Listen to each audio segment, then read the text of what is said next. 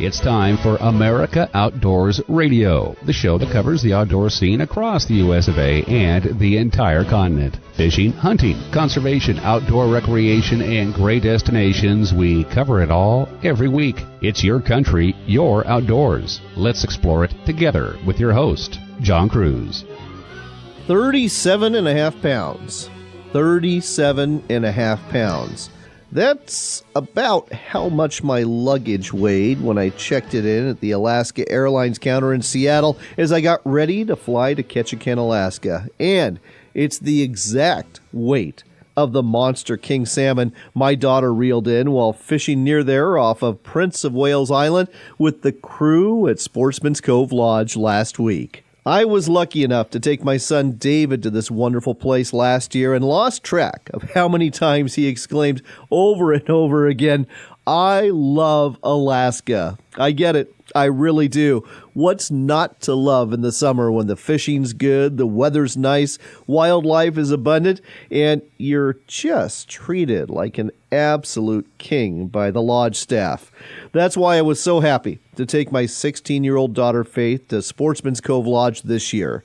She loved the float plane ride from Ketchikan to the lodge, spying a couple of orca whales along the way as we flew low over the water, and once we got there, we settled into our very nice rooms and then went to the main part of the lodge where we had a great dinner of blackened shrimp pasta, got oriented to the 34-foot boats we would be fishing off of for the next few days, got oriented to the fishing gear and how to use it, got fitted for our rain gear, and then we had the rest of the evening off. So, what did Faith and I do? Well, we broke out our rod and reel, and we went fishing off the dock, where Faith proceeded to reel in 3 rockfish, one of them a very nice one, and a small true cod.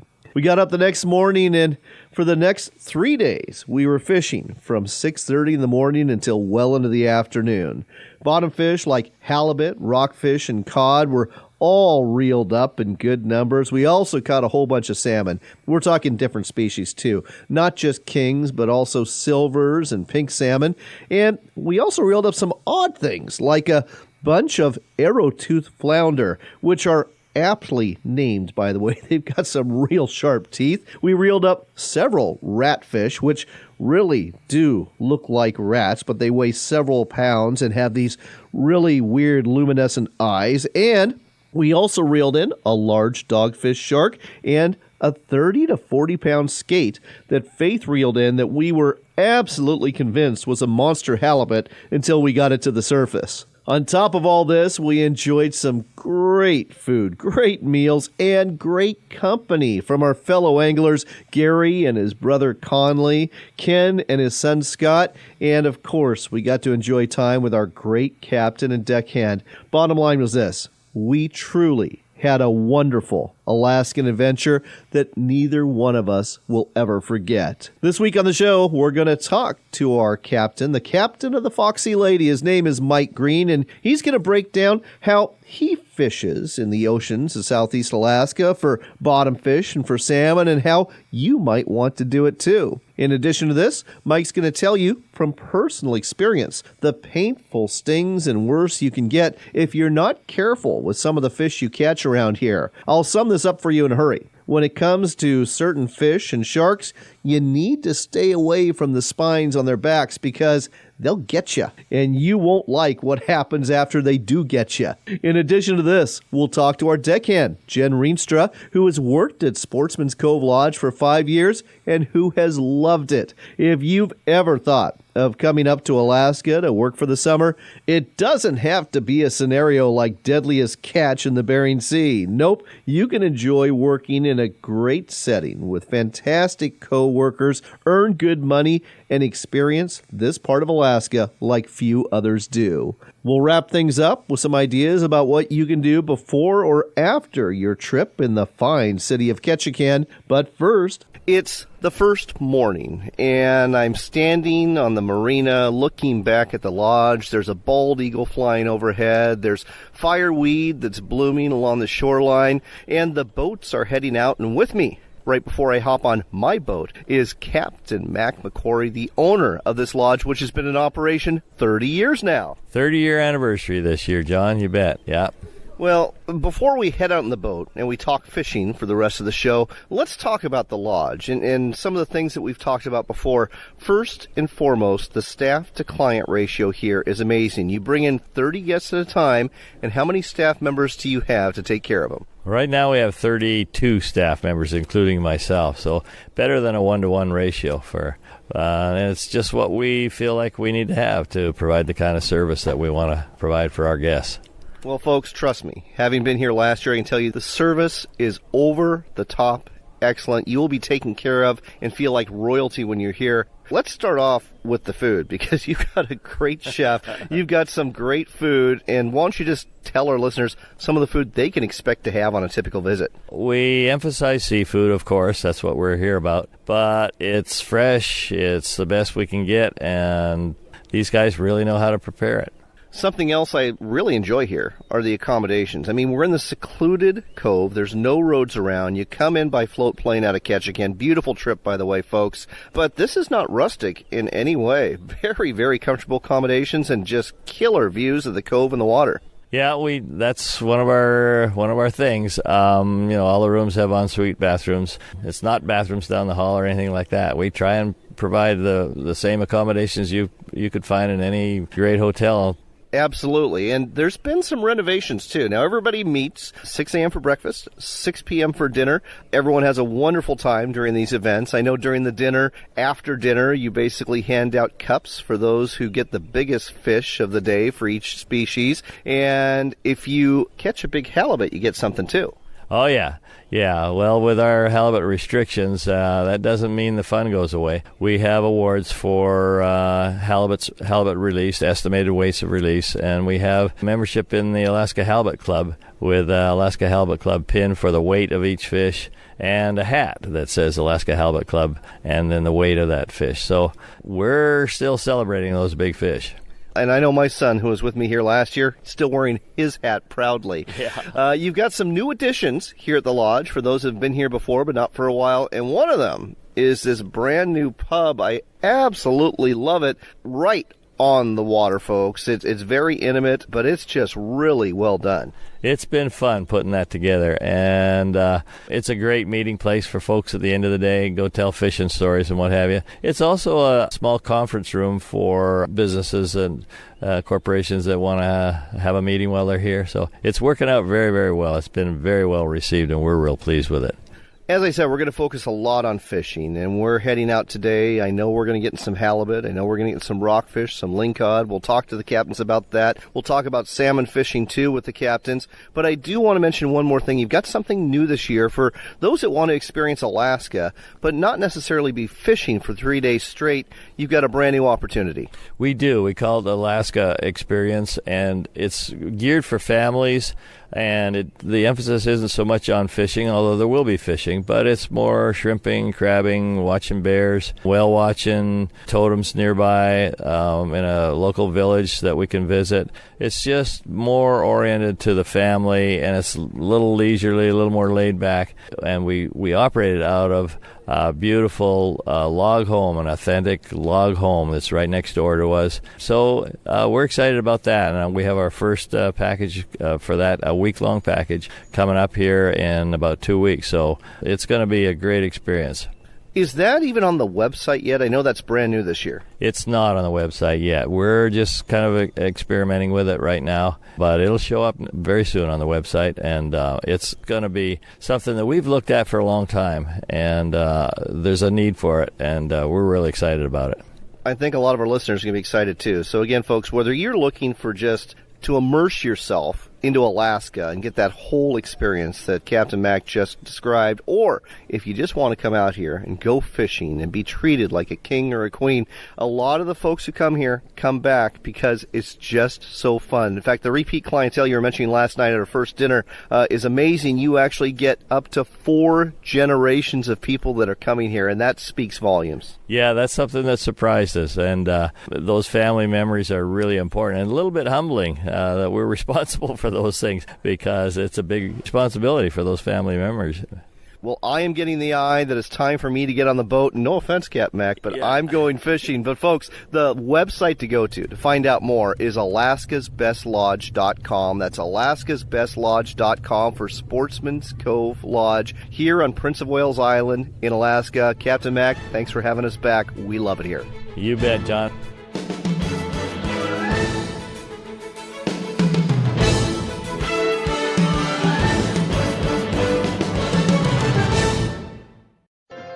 Why book at Sportsman's Cove Lodge? Why is Alaska like no other place on Earth? It hasn't changed in thousands of years. From the way you get here on a float plane to the way you go out with the guides and the boats, it's just a professional experience. And I said, this is as good as it gets. I said, if you can't catch fish here, you can't catch fish anywhere. Your experience with us will leave you speechless. Book now at alaskasbestlodge.com. Are you looking to reel in the marketing opportunity of a lifetime? Then set the hook, because we've got it right here for you. America Outdoors Radio has sponsorships available, and we offer affordable platforms to reach thousands of listeners interested in fishing, hunting, and the outdoors. Find out more by contacting John Kruse through his website at AmericaOutdoorsRadio.com. That's AmericaOutdoorsRadio.com. Hurry, though. If you wait too long, the big opportunity might just get away. AmericaOutdoorsRadio.com. There's a place where the fishing is year-round, where the sun shines 300 days a year. The wineries and breweries are right downtown. The hiking and cycling offer spectacular views you just don't get in the big cities. Fortunately, the place is real and vibrant. It's the Dalles, Oregon, just 90 short minutes from Portland, along the gorgeous Columbia River, where the adventures are limited only by your imagination. Find out more at explorethedalles.com.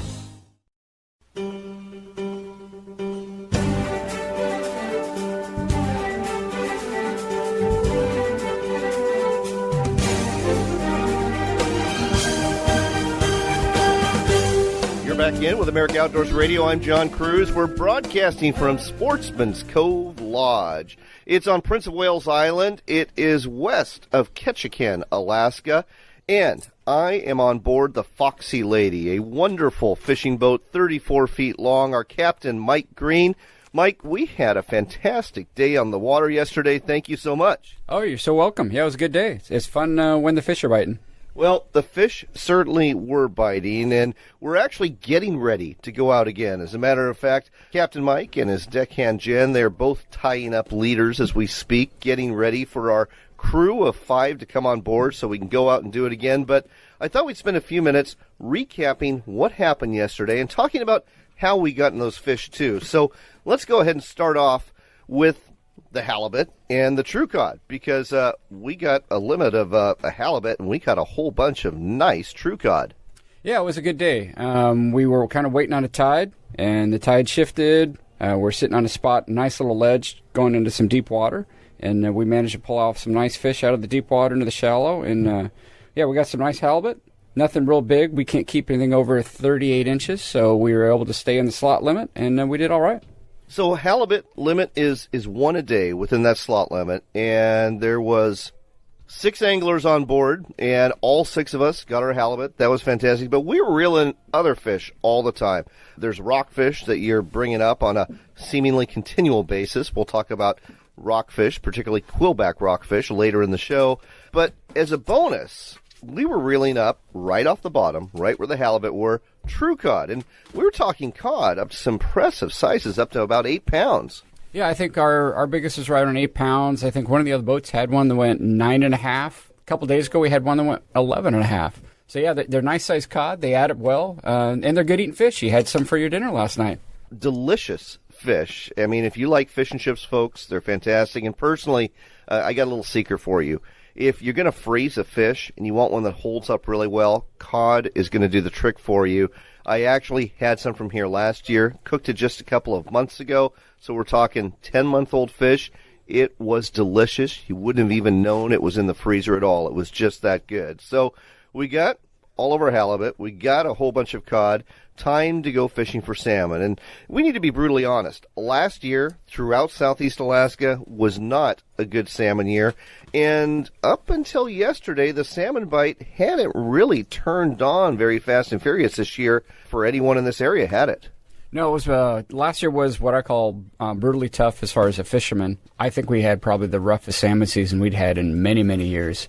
So it was a good day to go out and catch 1 or 2 salmon for us. Our pink bite turned on for about a week and a half last year, then shut down, and that was pretty much it. So yesterday, yeah, we got lucky. We picked up a nice, about a 15-pound king in the morning, a couple of pink salmon, turned around, made a move, picked up 2 more nice kings. Your daughter caught one. Yep, Faith was thrilled to have that. Also thrilled to have a little bit of help from you and Jen in terms of just a little advice on how to manage a big fish like that. That was a little different for her to catch something that big. But man, oh man, again, 6 of us on the boat. We got 8 fish. And the thing was, folks, if we had just a little more time, I am pretty sure we could have gotten 12-plus fish in a hurry, because at the end, you really had it dialed in where the bait was and where the fish were. We ended up with 2 coho. We ended up with 3 kings. And then we ended up with 3 pinks. And, folks, these were pretty nice pinks. I mean, I'm used to seeing pinks 2 to 4 pounds. We were talking like 5-pound pinks here, and we had 1 pink that was the big fish of the day that was over 6.5 pounds. So, say what you will about pink salmon, they eat up pretty good when they're fresh, and they smoke up really good. Oh, absolutely. Yeah, they're good when they're bright. They're great on the barbecue. And then turn right around and smoke them up later, and they're outstanding. You're listening to America Outdoors Radio. I'm John Kruse. We're talking to Captain Mike Greene on board the Foxy Lady. It's a charter boat that is part of the fleet at Sportsman's Cove Lodge. We're getting ready to head out for day 2 of fishing here. And I want to spend a little bit of time now talking about how we got into those salmon, because so many people in so many places, they troll for salmon. They use downriggers. They're at controlled depths, but we don't do it that way here. Not on board your boats. We spread out, and we're going old school, aren't we? Absolutely. We like the fisherman to hold the rod, play that fish out, so he's able to work the bait himself, feel the bite, set the hook, and reel it all in. So you're not trolling where it's kind of self-hooking. You're pretty much controlling how many fish you're going to be able to get if they're here by the way you're going to work that rod. We just kind of drift along with the current. We allow that bait to spin at certain depths. We tell people how deep we want them to go. Then they're going to reel that up at a certain speed depending on how fast we're drifting. That's going to give your bait the spin that the salmon like. And we found it very, very effective. We've been doing this method, at least here at this lodge, for 30 years, and it worked well for us. And this method, it's mooching, and I guess the way we were doing it yesterday, motor mooching, isn't it? Correct. Yeah, we leave the motor on, bumping off the beach a little bit. Sometimes you have to bump into the beach, or we're trying to follow a contour line, or we're spotting bait at depth, kind of like what we did yesterday, and just trying to back troll and stay on top of that bait and stay on top of the fish. So we were going down, anywhere from 60 to 90 feet yesterday. And let's talk about where you typically find the different species of salmon in these depths. It seemed to me, and maybe I'm wrong here, that the Chinook, those were the deepest, and the pinks, they were up higher. Traditionally, you're going to find the pinks on top, the coals usually on top, and the kings deeper.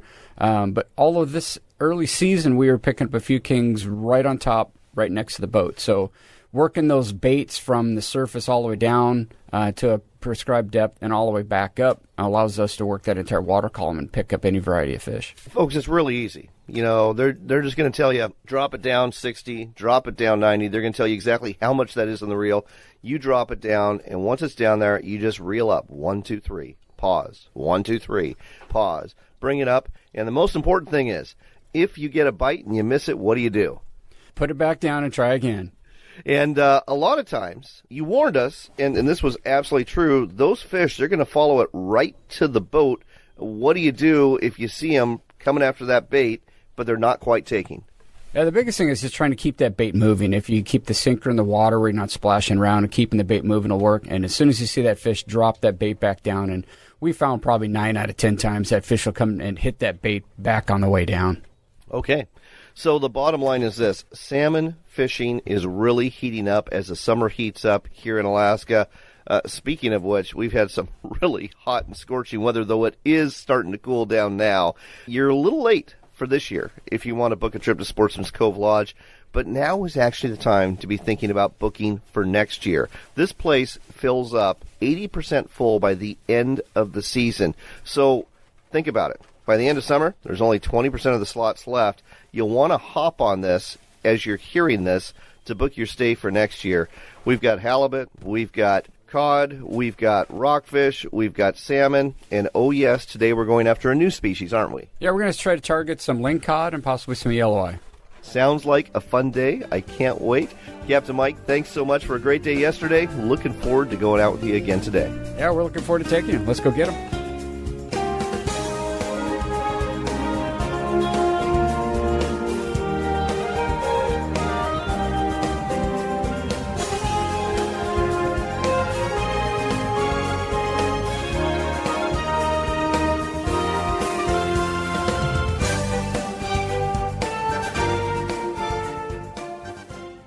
Are you looking to reel in the marketing opportunity of a lifetime? America Outdoors Radio has sponsorships available, and we offer affordable platforms to reach thousands of listeners. Find out more by contacting John Kruse through his website at AmericaOutdoorsRadio.com. So you sit down and do your budget, and you look at all your monthly costs and your bills and your income, and it seems like there's never quite enough. You know what would really help? Finding $500 a month to help balance things out.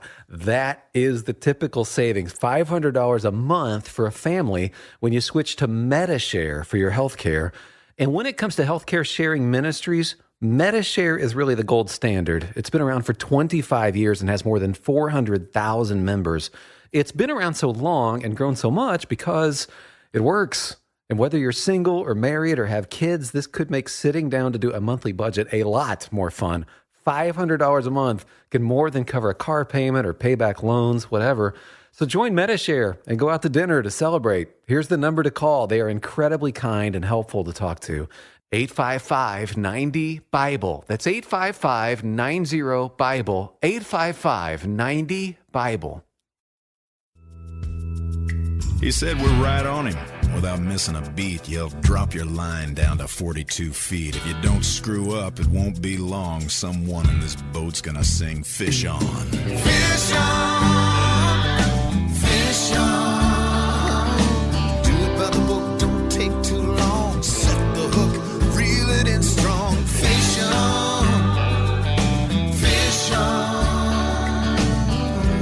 You're back in with America Outdoors Radio. I'm John Kruse. You know, we've been telling you about this wonderful experience we're having at Sportsman's Cove Lodge on Prince of Wales Island in Alaska. And let's be honest, trips like this, for a lot of you, they're a once-in-a-lifetime trip. They're a little expensive. And you're thinking to yourself, I want to have the Alaska experience, but I've got a beer budget. Can't do it. Well, let me throw this at you. You can always work at a lodge in Alaska, or maybe you've even got some kids that are staying with you that are looking for summertime employment. And if you're willing to work really hard, if you're willing to go the extra mile, you can have this wonderful Alaska experience like we've had. One such person who has done exactly that is our deckhand on the Foxy Lady, Gen Rienstra. Jen, thank you for a great experience and welcome to the show. Thank you for having me. So, Jen, let's talk about your story. You were born in Washington State. You went to art school. You actually went to Japan, lived there for a while, and currently you're a student going through your senior year at Tulane University in New Orleans, Louisiana. But for the last few years, you've been working here at Sportsman's Cove Lodge, haven't you? Yeah, for the last 5 years. Let's talk about how you got into this situation. Was it a matter of, I just want to go to Alaska, or how did you find this job?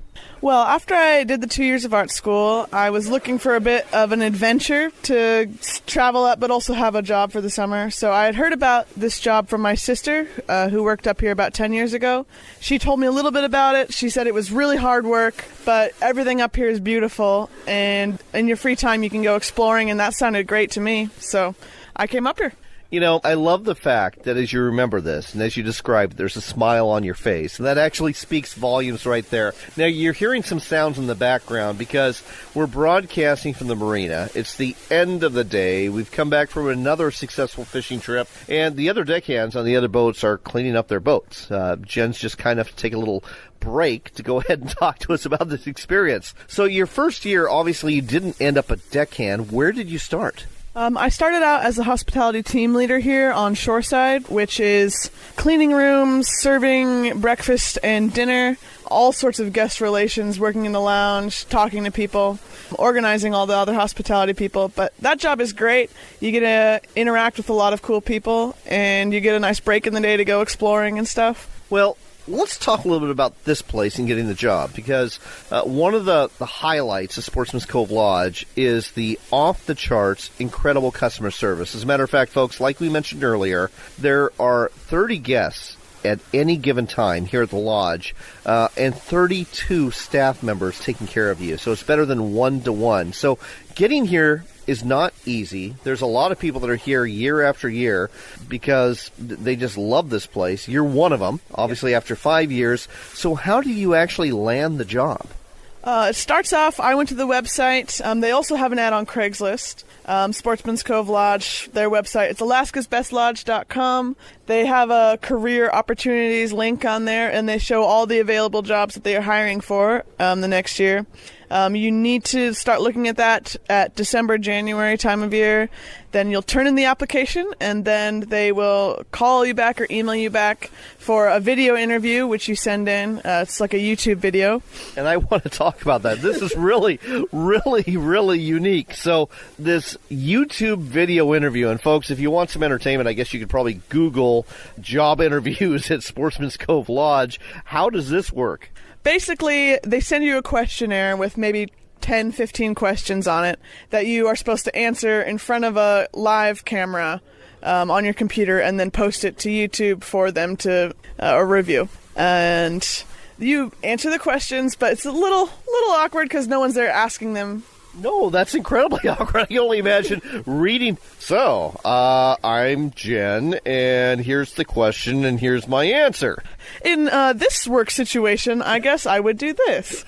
Basically, it's just an interview, but you are both parties. So I like the video interview because I could film it in my living room, and I'm perfectly comfortable there. So it makes me more confident in my answers, perhaps. Obviously, you got hired year one. You ended up here. You got here in May. And, you know, give us the behind-the-scenes look. What happens before the crowds arrive and the lodge opens? Well, when I get here in May, it's a lot of de-winterizing the place. So moving everything back outside that got moved inside, plugging in all the things that use power, the freezers, cleaning everything, painting everything, repairing anything that broke over the wintertime.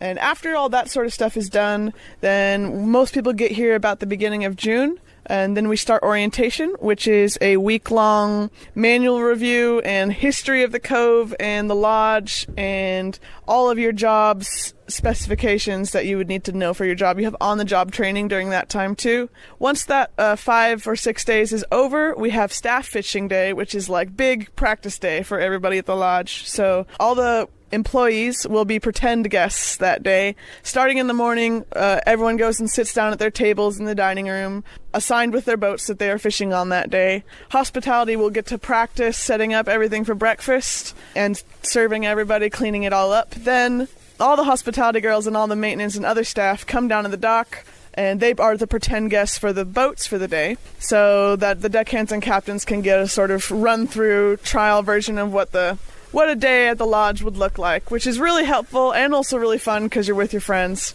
We come back after at like 4 o'clock like a regular day, and then we take pictures of the dock, we weigh all the fish. Sounds great. I'm going to cut you off there because I just love all the detail you go through. And you told me earlier, you actually repaint everything every year, which is just amazing. I mean, folks, this place looks great. The boats look great. The lodge looks great.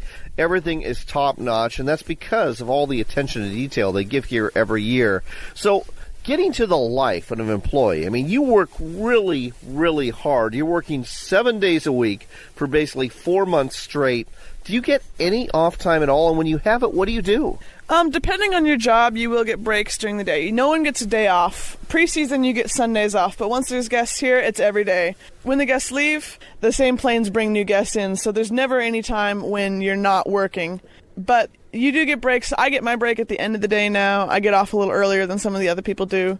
Hospitality, maintenance, dock people will get a big break in the middle of the day while the guests are out fishing. And in that time, you can take skiffs out, go explore islands, go fishing in your own time. Lots of hikes around here. Lots of cool things to see. There's bears and eagles and otters and whales. And obviously agrees with you because this is your 5th year here. It is, yeah. I love it. So again, if people want to go ahead and work at a lodge in Alaska, especially Sportsman's Cove Lodge, what's the website they need to go to, and how do they go ahead and apply?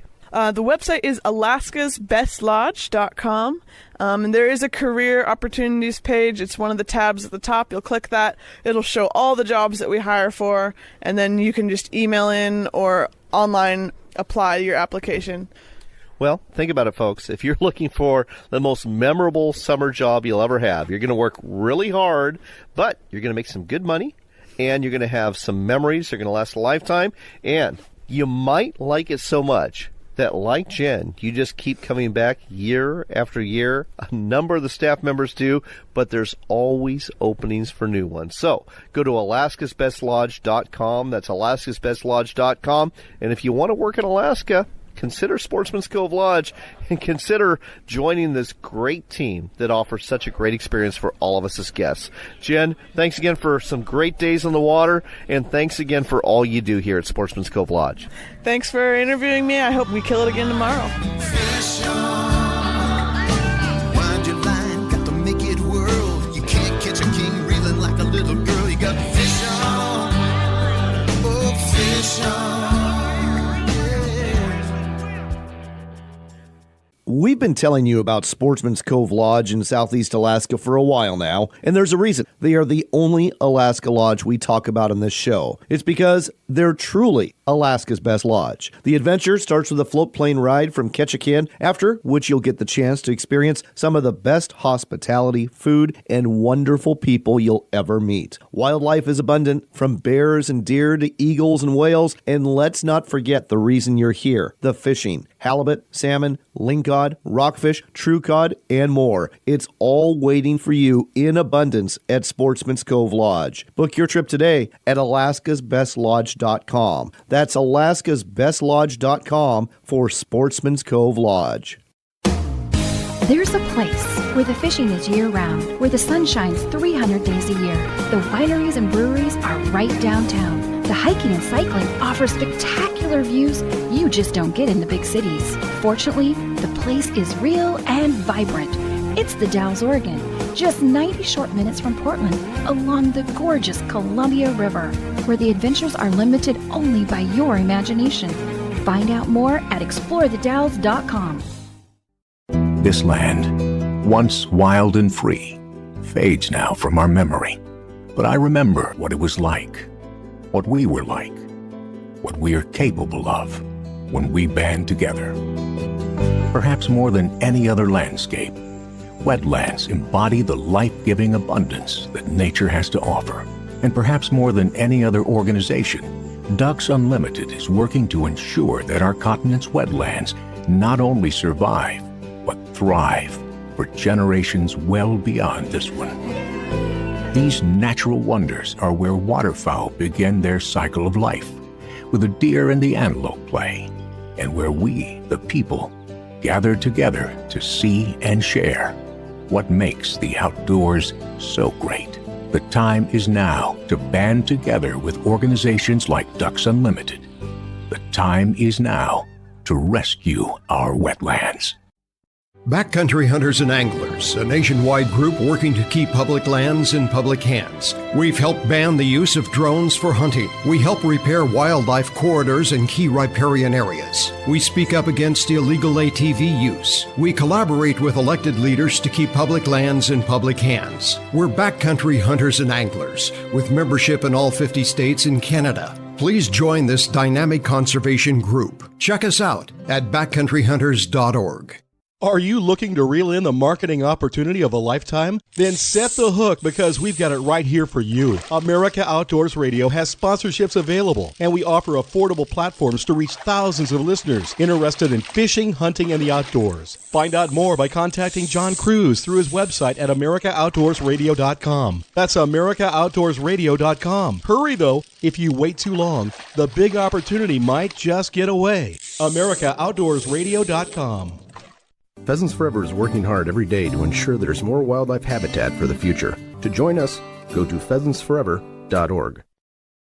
But I didn't let go, though my knuckles were white. I said, fish, I'm gonna win if it takes all night. I'm reeling you in, and that ain't all. I'm mounting your fat, scaly butt on my wall. Fish on, fish on.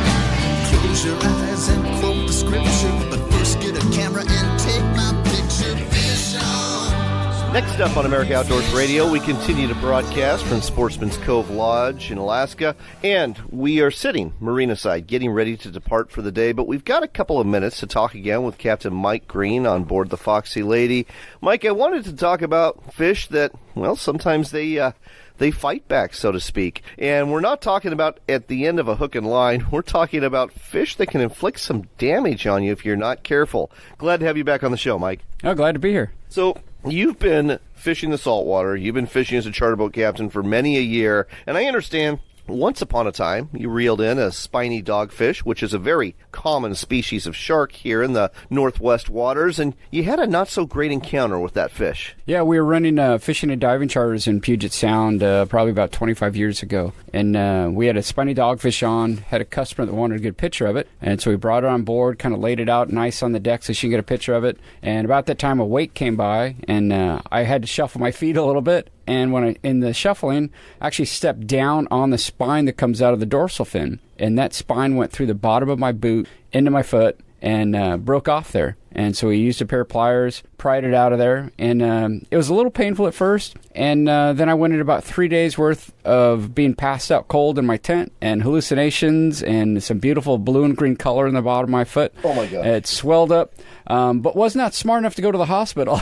And so, and this is back in the day, you know, obviously 25 years ago, where Benadryl wasn't really so popular and easily to get. But yeah, after 3 days of pain, it finally went away, and decided I would never ever bring a dogfish on board my boat again. I completely understand. And it's amazing to me that spine on that shark actually went through your rubber boot and the sole into your foot, where it actually had to be pried out with pliers. That's amazing. Yeah, I was amazingly hurting at the time, but yeah, it was a big deal. It's a pretty long spine, pretty good diameter depth around the dorsal fin. So yeah, I just managed to get the perfect angle on it and launched it in there, and yeah, it hurt a little bit. There's other fish that have spines you have to be aware of, too. The ratfish is another common species that not a whole lot of people are going to be bringing home, but you got to be careful if you catch those, because that spine can go ahead and get you, too. But in addition to ratfish and dogfish, you have to be careful about another species that anglers catch all up and down the coast. The rockfish, also known as the sea bass in many places. The spines on the back of them, they have a little bit of venom, a little bit of toxicity too, and some fish are worse than others. Yeah, the quillbacks have got a little bit on it. All the rockfish have it, but we've been told that the Chinas are the worst. I haven't been stung by those in a long time, but I've gotten plenty of the quillbacks. People refer to those as the brown bombers. And last year, we were about 2 weeks into our season, taking one off of a hook, and we took a little wave, and it flipped over, and I got 3 of its quills into my thumb. And, of course, that was a little painful, but it bled out good, so I felt pretty good about flushing the toxins out. And about 5 minutes later, we're doing about 15 knots, heading to a rock with the sea lion colony on it, and going to show the guests what the sea lions look like. And I woke up on the deck of the boat. Oh, my gosh. With hopefully with the crew and the deckhand looking over you saying, "What's wrong with our captain?"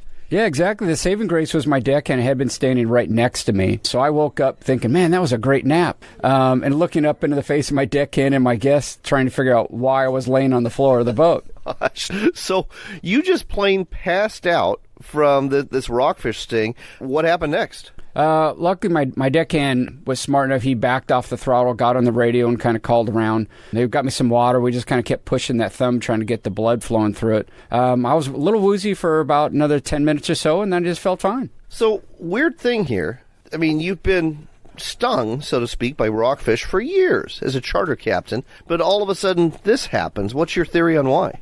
You know, some people say maybe you get a little buildup in your system over the years. I kind of liken it to people that get bee stings and they're fine, and then after maybe 20, 30 stings, all of a sudden they have a reaction to it. That was one theory. We did start carrying an EpiPen on board in case it was an allergic thing, but the way that it didn't swell up or I didn't have any side reactions to it, we're not thinking it was allergies. I'm kind of thinking maybe it was either the right rockfish at the right time, or it was just a matter of all those toxins built in my system and it triggered the little fainting spell. And I'm sure your fellow deckhands and captains have been very kind to you and have never, ever given you a hard time about this episode. Oh, no. I mean, these guys are a class act. Actually, that was my first concern when I came to it. It wasn't for the safety of myself or my crew. I thought, oh, man, these captains are going to give me grief all summer long. And it started the very next day. I'm sure it did. I'm sure it did. Well, glad you're okay. The bottom line is this, folks. If you're handling these types of fish, whether it be a dogfish, a ratfish, or a rockfish, and especially a quillback, and double especially a China rockfish, be really careful of the spines on the dorsal fin, because those can sting you, and if you're not careful, you might be taking a short nap and having some people wondering what's going on, looking down on you. Mike, thanks for sharing this with us today on America Outdoors Radio. All right, thank you very much. We've talked a lot about fishing at Sportsman's Cove Lodge. Now it's time to talk about getting to the lodge and getting back home. You'll be flying into Ketchikan, and Ketchikan's a great little town on the water that has become quite a cruise ship destination in recent years. The airport you fly into is actually separated by a small stretch of water from the town itself, so after you arrive on either Alaska or Delta Airlines, you'll be taking a very short ferry ride that lasts all of 5 minutes to get to town. From there, you can take a shuttle or taxi to your hotel. There's several to choose from, and more than likely, you'll be spending the night in town after your last day at the lodge. You might actually want to stay an extra day or two because there's a lot to do. First off, you got to find your radio and turn that dial to KTKN AM 920. That's our affiliate in Ketchikan that airs this show, and then head downtown and explore. If the cruise ships are in, the restaurants, bars, and gift shops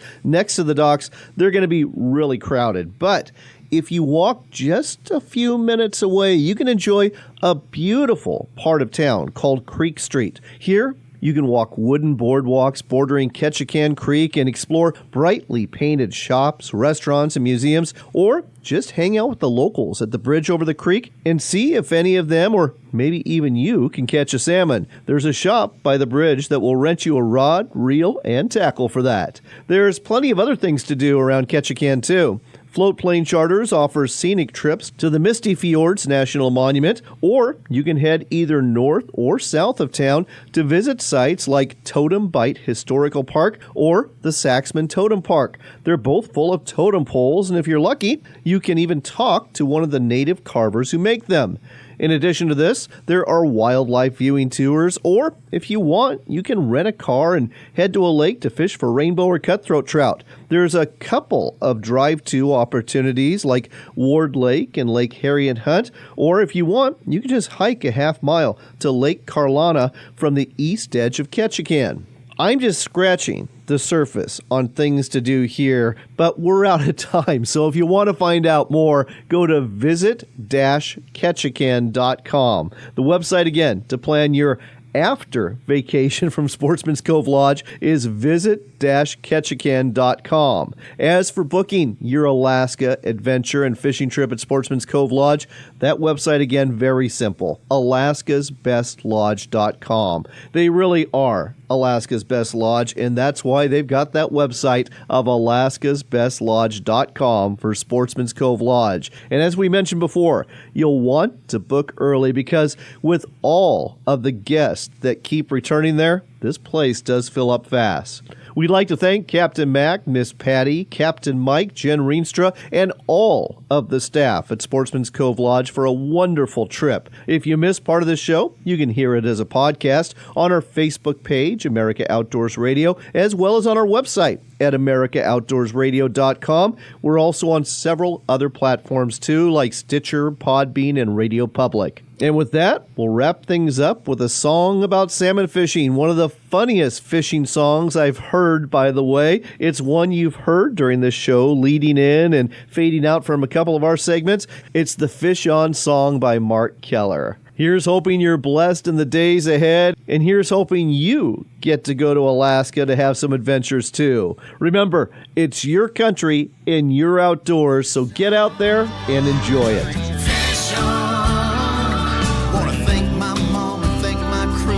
Especially want to thank all the little people too. Say fish on, fish on. Oh, hit him again, he's still kind of squirmy. Somebody call my taxidermy. Fish on, fish on.